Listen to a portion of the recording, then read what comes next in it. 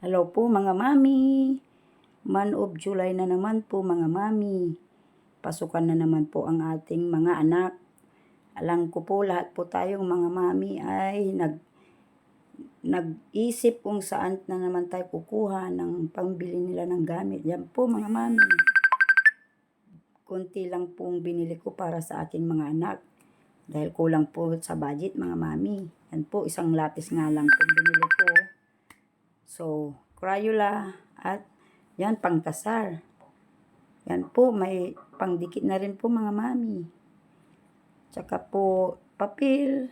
Yan po, grade 1 po, yung isang aking anak. At, nasaan na ba yung iba mga mami? Hindi ko na po alam mga mami. Nakakalito talaga mga mami.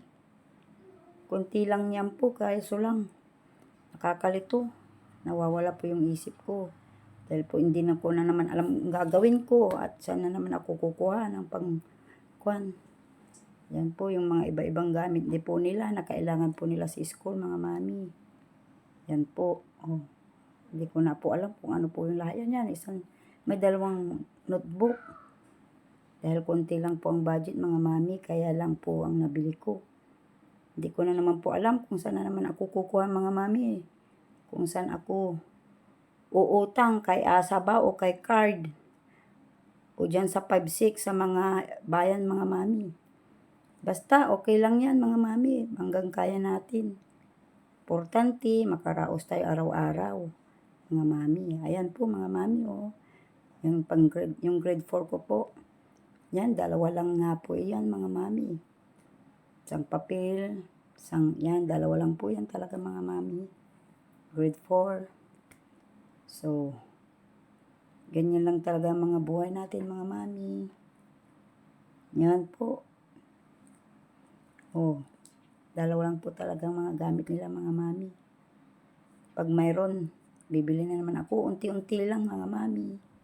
Ganyan lang talaga ang buhay. Pag mayroon,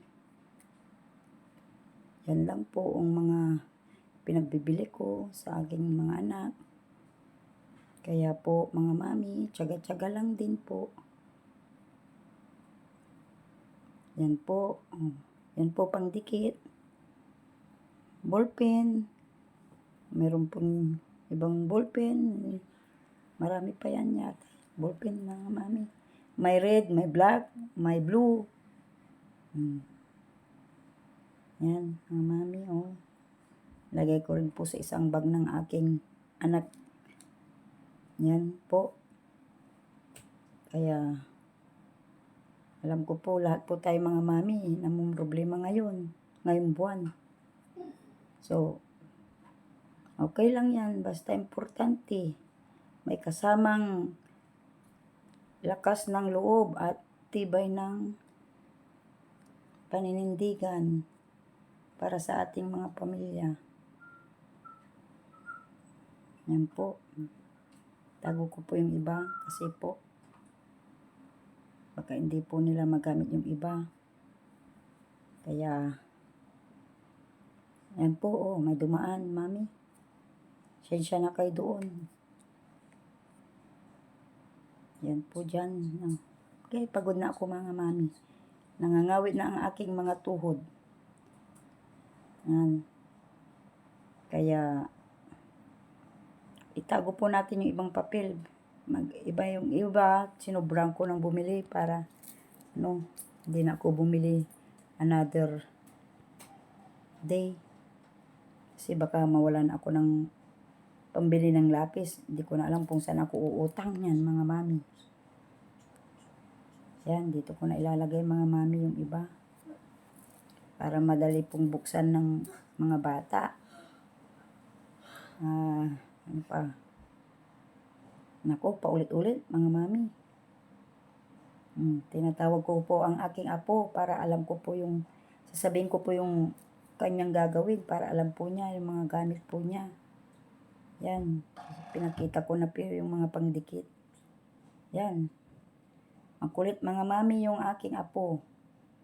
Oh, pinipilit niyang sinisipa yung aking cellphone. Yan po mga mami.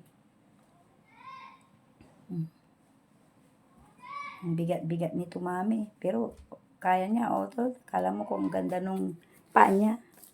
Thank you, mga mami. Panunood. Ayan po. Alis na po ako, mami. Sabay, lumayas na rin ako para makaibang bansa na rin ako, mami. Ayan. Thank you for watching, mga mami.